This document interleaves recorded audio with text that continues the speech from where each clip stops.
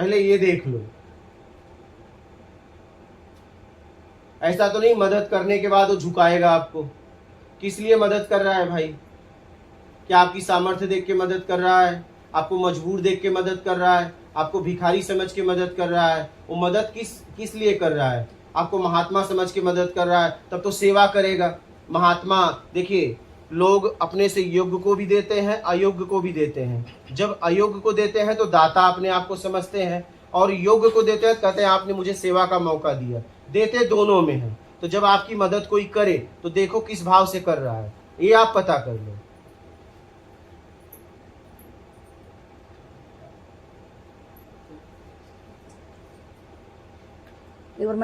उत्तर पूरा समझ में आ जाए बेटा तभी हाँ बोलना, संशय हो तो और पूछना। जैसे हम अपना जीवन में आगे बढ़ने के लिए कोई कार्य कर रहे हैं और यूनिवर्स हमें हेल्प कर रहा है कि हमारी कोई मदद करे, तो जैसे हम उसकी मदद ले लेते हैं तो मन में ये संशय रहता है कि शायद इस काम पे आसान हो गया या भार हो गया, तो उसका कैसे? आप भी कहीं देखो बेटा, इस संसार में हम एक दूसरे के पूरक हैं। जब आप कहीं जा रहे हो तो किसी न किसी से भूल गए तो रास्ता पूछना पड़ेगा। तो आप भी किसी की मदद करो ना। अगर आपने किसी से हेल्प लिया, ठीक है, तो आप भी किसी की हेल्प करो। लेन देन है।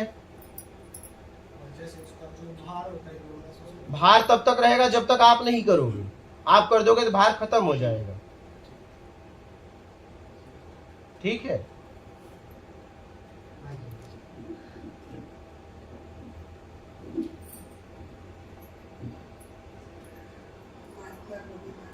नर्मदे पहले एक बार चेक करो ये माइक चल रहा है कि नहीं चल रहा। अच्छा ठीक है, थोड़ा जोर से बोले प्लीज, थोड़ा जोर से बोले। पहले तो आपका बहुत बहुत धन्यवाद। 6 महीनों से मैं आपको फॉलो कर रही हूँ और आचरण में बड़ी गति से उतरने लगा है। ब्रह्मज्ञानी गुरु मिले लेकिन वो पकड़ नहीं पा रहे थे। हरियाणा के लोग है ना, रात को बोल रहे थे ना, बोले सीधी सीधी बात पकड़ा दो जी, भाई सच्चाई और ईमानदारी से चल जाओ, सत्य कर्म भी हो जाएगा। तो वो समझ आ नहीं रहा था, लेकिन अब आ रहा है और उसमें बहुत एक आनंद भी बढ़ रहा है। बस मुझे ये पूछना है कि ये अंतर्मुक्त और कैसे बढ़े, उस चीज की पकड़ बन रही है, वो और बढ़ जाए, उसके लिए आप प्लीज मुझे मार्गदर्शन करें।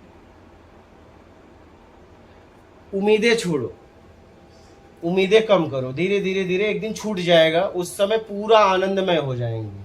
ठीक है, तो उम्मीदें छोड़िए। जिससे आपने उम्मीदें बना के रखी है, उम्मीदें छोड़ो। यही रास्ता है। हाँ, आपको फर्स्ट टाइम देखा ना, मेरे पास है की क्लिपिंग, तो मेरे पापा की बिल्कुल एक झलक मैंने घर में सबको दिखाया। ऐसे स्क्रॉल तो करते ही है ना हम लोग, तो लेकिन वो जो आवाज में गर्जना थी वो भी मेरे पापा जैसी। उस टाइम हम उनको मानते नहीं थे, इस टाइम वो नहीं है, छोटे में शरीर शांत हो गया, लेकिन वो जब बोलते थे हम कहते थे बहुत डांटते।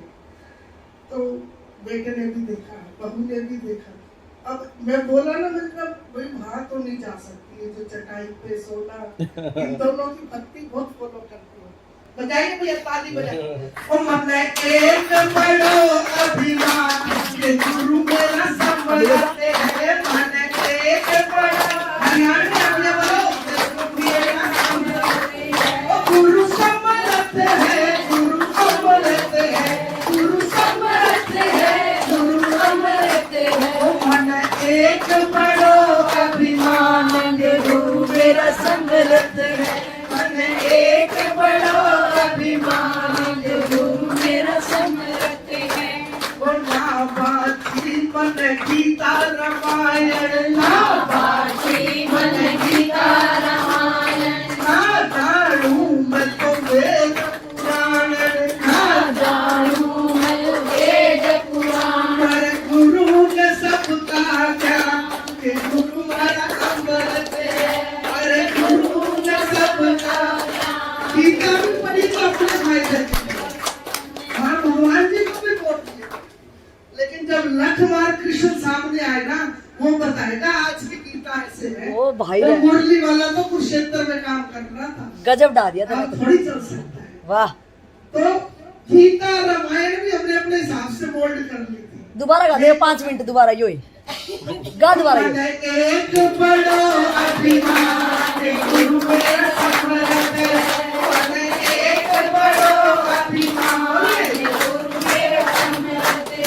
कोई डरावे सांप लड़ेगा, कोई डरावे सांप लड़ेगा, कोई कहे कुएं में पड़ेगा, कोई कहे कुएं में पड़ेगा। अपनाओ ईमानदारी सत्य काम के गुरु मेरा समर्थ है, अपनाओ ईमानदार सत्य काम के गुरु मेरा समर्थ है। गुरु समर्थ है, गुरु समर्थ है, गुरु समर्थ है, गुरु समर्थ है। मन एक बड़ो अभिमान गुरु मेरा समर्थ है। तेरी कृपा का अभिमान रहे, कोई और अभिमान रहे। ये अभिमान अच्छा है। दोनों हाथ उठा के और मन एक बड़ो अभिमान गुरु मेरा समर्थ है, मन एक बड़ो अभिमान गुरु समर्थ है, गुरु समर्थ है, गुरु समर्थ है, गुरु समर्थ है। मन एक बड़ो अभिमान गुरु मेरा समर्थ है, मन एक बड़ो अभिमान गुरु मेरा समर्थ है। चारा कर दिया महाराज आपने तो हरियाणा में। जवान बल्ले बल्ले होगी सारे मिलके एक बार दोनों हाथ लो, बोलो अनंत कंत भगवान की जय हो, सच्चिदानंद भगवान की जय हो।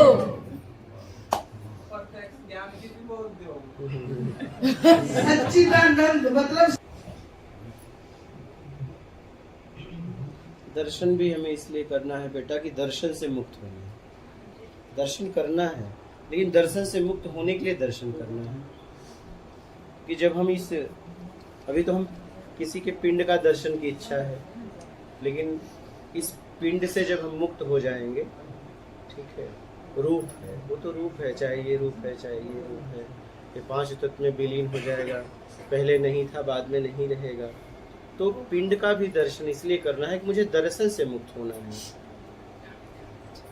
कि दर्शन दृश्य दृष्टा, जब तक दर्शन की इच्छा है तब तक दृश्य में आप फंसे हुए हो। जब तक दृश्य में फंसे हुए हो, सुख दुख में फंसे हुए हो, क्योंकि दृश्य परिवर्तनशील है। तो दर्शन भी हमें इसलिए करना है कि मुझे दर्शन से मुक्त होना है। जब मुक्त पुरुष का दर्शन करो तो बस यही प्रार्थना करो कि मुझे दर्शन से मुक्त करा दो।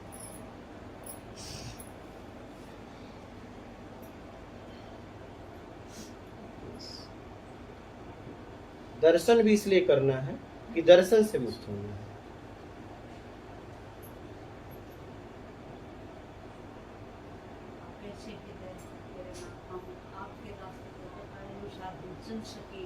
इतनी जैसे कल का सत्संग फोन पे सुना हमने कि हम गिरेंगे नहीं गिरेंगे तो बार बार उठेंगे नहीं, हम ऐसे हौसला बनाए रखे, ऐसी ताकत हमारे अंदर आए कि हम गिरे ही नहीं।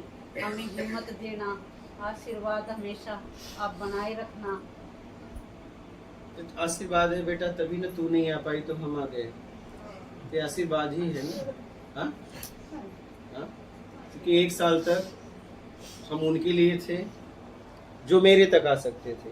1 साल के बाद मैं वो यात्रा कर रहा हूँ जो मेरे तक नहीं आ पाए, जो जिन्हें प्यास लगी है लेकिन मेरे तक स्थिति परिस्थिति, कोई पारिवारिक कर्तव्य दायित्व जिम्मेदारियों तरफ मेरे तरफ नहीं आ पाए, हम उन तक जा रहे हैं।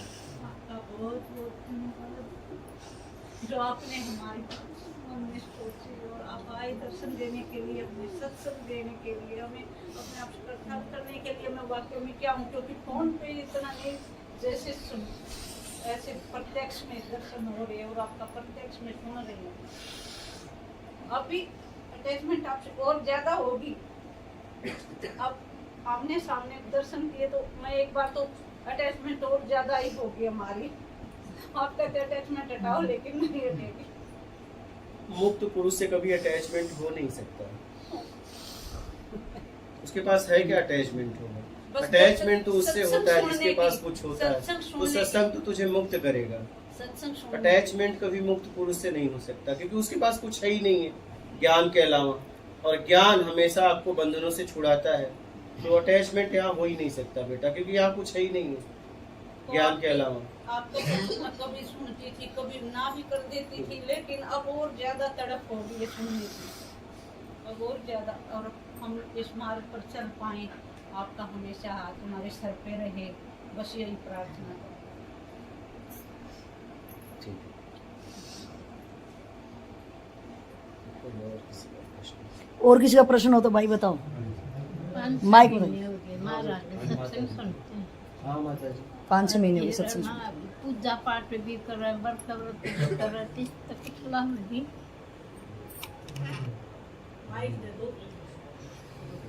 5-6 महीने हो गए हमने आपकी वीडियो सुनते हैं।